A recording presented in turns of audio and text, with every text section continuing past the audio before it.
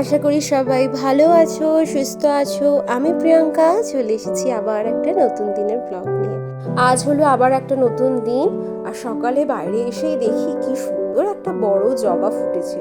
বাইরে আজকে ভীষণ ঠান্ডা আর ভীষণ হাওয়াও দিচ্ছে। এখন মোটামুটি 8টা মতো বাজে, কিন্তু কুয়াশায় পুরো চারিদিকটা ভরা। তো দিদি কাজ করছে, আমিও একটু পরে একদম স্নান করতে চলে যাব, তারপরে ব্রেকফাস্ট করে চলে যাব অফিস। আজকে আবার চলে আসবে আমার ভাই, ও এখন কিছুদিন এসে আমার সাথে থাকবে। তো অফিস চলে যাওয়ার পরে এখন মোটামুটি বাজে 7:45 মতো, আমি এখন চলে এসেছি অফিস থেকে ফিরে। ভাইয়ের সাথে একটু আগে কথা হলো, ওর এখনও ফিরতে ফিরতে আর 0.5 ঘন্টা মতো লাগবে। ও রাস্তাতেই আছে। ও যেখান থেকে আসবে সেখান থেকে আবার আমার বাড়িটা না একটু বেশি দূর। তো সেই জন্য আমি প্রথমে একটু কিন্তু করছিলাম যে রোজও যাতায়াত করবে, মানে ও তো এখন ট্রেনিং হিসাবে রয়েছে, তো হোটেল ম্যানেজমেন্টের ট্রেনিং হিসাবে, সেই জন্য ওর ওখান থেকে রোজ যাতায়াতটাও একটু সমস্যা। কিন্তু ও বললো দিদি আমার কোনো প্রবলেম নেই, আমি এখন ওখান থেকে যাতায়াত করব। তো ওর জন্যই ও বলল কি যে ওর আস্তে আস্তে আরও মোটামুটি 9টা মতো বাজবে। তো আমি ভাবলাম আমি যখন চলে এসেছি আগে ফ্রেশ হয়ে সন্ধেটা দিয়ে নিই। আর সন্ধেটা দিয়ে নিয়েই আমার মাছগুলোকেও যেরকম রোজকার মতো খাবার দিতে হয় সেটাও দিয়ে দিলাম। সকালে একবার দিই আর সন্ধ্যাবেলায় একবার দিই।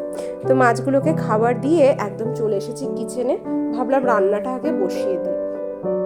একটু আগে ওর সাথেও কথা হলো, স্বাগতমের সাথে। তো মা এখনও আগে অনেকটা বেটার আছে, মানে আগের থেকে অনেকটা বেটার।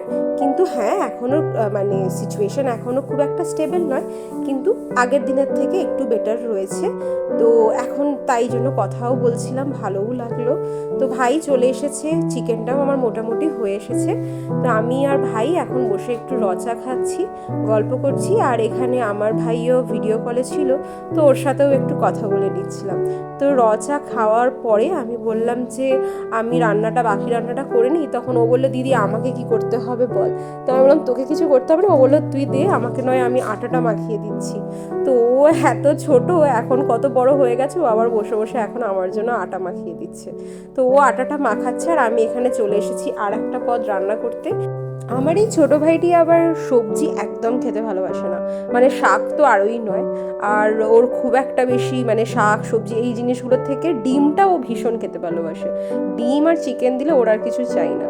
তো আমি বললাম আমার বাড়িতে যখন এসছিস তখন তো তোকে সবজি খেতেই হবে, কেননা আমি যতই মাছ মাংস ডিম যাই কিছু থাকুক না কেন, সবজি যদি না থাকে আমি একদম খেতে পারি না।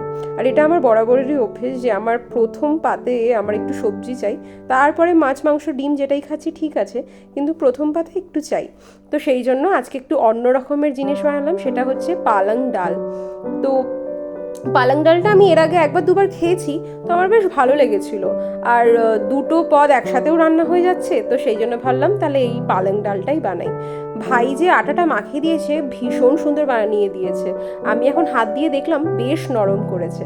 তো ব্যাস দুটো পদই রান্না হয়ে গেছে, এবারে শুধু আমি গরম গরম রুটি সেঁকবো, তাহলেই রাত্রের ডিনার রেডি হয়ে যাবে। ওর কালকে আবার অফিস রয়েছে, কিন্তু কালকে ও একদিনের লিভ নিয়েছে। অ্যাকচুয়ালি ওর হচ্ছে অল্টারনেটিভ ডেতে এরকমভাবে নেওয়া যায় রোস্টার অনুযায়ী, যে কোনো উইকলি ও ওয়ান্স ও ছুটি নিতে পারে। তো ও বললো ও কালকের দিনটা ছুটি নেবে, ও কালকে বাড়িতে থাকবে। বললাম তাহলে তো কোনো কথাই নেই, ও তাহলে বাড়িতে রেস্ট করতে পারবে।